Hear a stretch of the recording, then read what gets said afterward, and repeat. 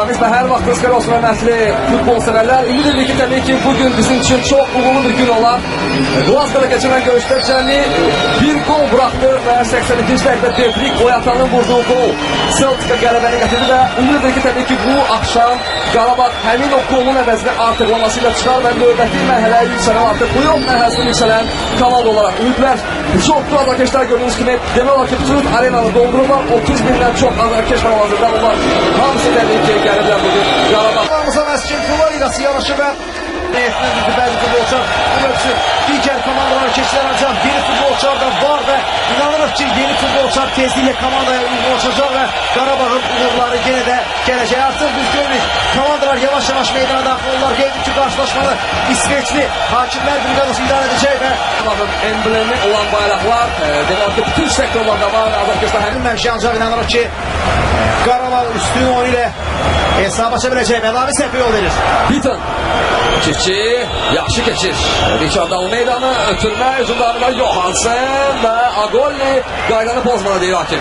Əla əksizin o verildi. Əla əksizin imkanıdır. Reynaldo. Cəlb vurmaq lazımdır Quintana. Yenə də Reynaldo oynuyor. Reynaldo mərkəzdə boşluğu. Zəmi çıxır.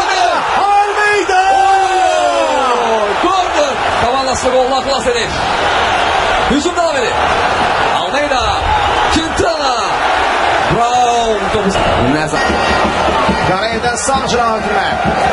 İlqar Qurbanov. Qurbanov. Elce Davi. Elce Davi. Effekli zərbə olmalı. 193 santimetre boya malik.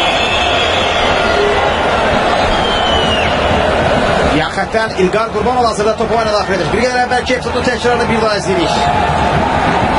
Hücuma geçir Qarabağ komandası. Reynaldo mərkəzə verildi.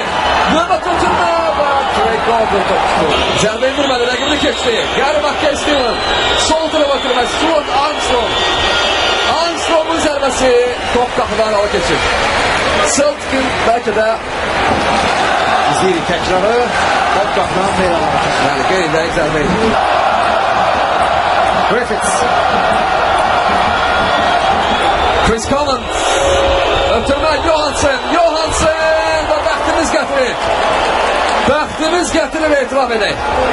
Çox təhlükəli hücum oydu. Celtic'in oyun ərzində nadir hücumlarından biriydi. Stefan Johansen. Belə bir mövcudda qol vura bilmir. Xoşbəxtlikdən bizim.